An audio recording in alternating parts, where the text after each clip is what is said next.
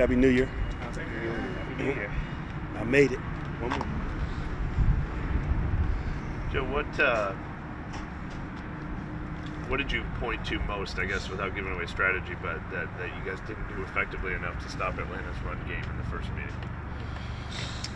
This really just comes down to gap control.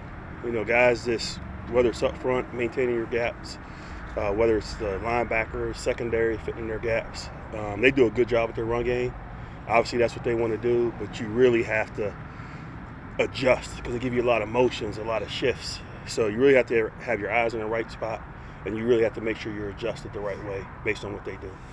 How much of the physicality you guys maybe found last week can translate to that gap control, or are they related at all? Yeah, that's what you hope. That's what you hope happens every week. But you have to control the line of scrimmage. Anytime you play a team that wants to run the ball the way these guys do, you have to control the line of scrimmage up front. And that's something we emphasize all the time. For us, it worked out last week, and it has to be the same way for this game. Joe, what do you think about the play of Brian Brzee kind of down the stretch around here? He's good. I mean, he's growing up every week. He's learned how to become a pro. It's a little bit different than in college. Week in and week out, you're always going to go against really good personnel.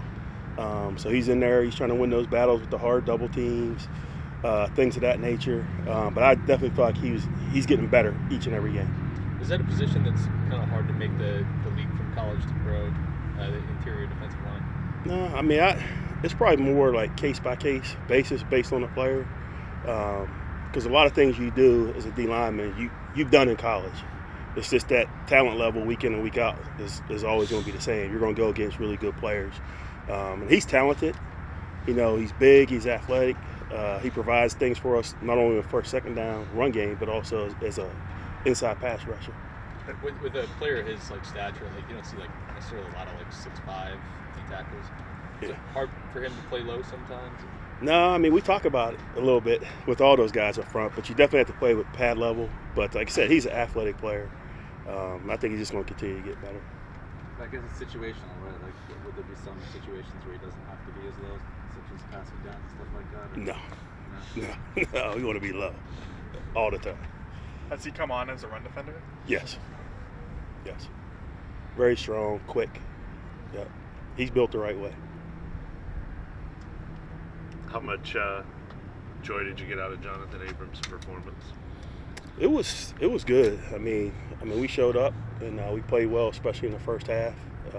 And he had to step up for us, due to where Howden was at, and he made plays. He had the forced fumble, I had the interception, and he's always prepared.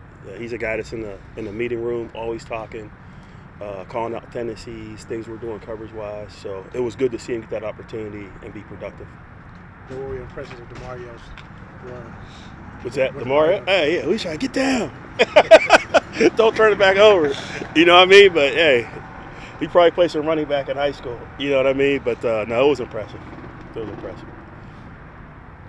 the two games where you held the opponents under 100 rushing, I know you guys were playing ahead, but how much do you think of that was situational? How much do you really see on the film that there was better, it was more assignment sound and playing better?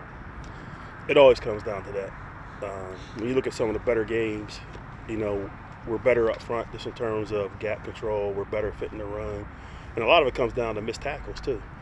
So for us in the back end, if something does break clean, we have to get it down on the ground. So in some of the games we get some yards, we didn't do those things very well.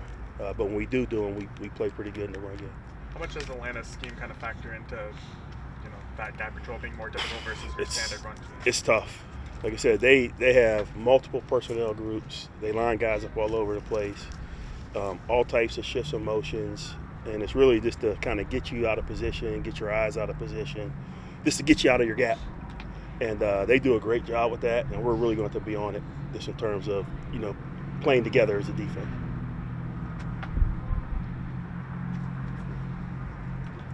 Thank you.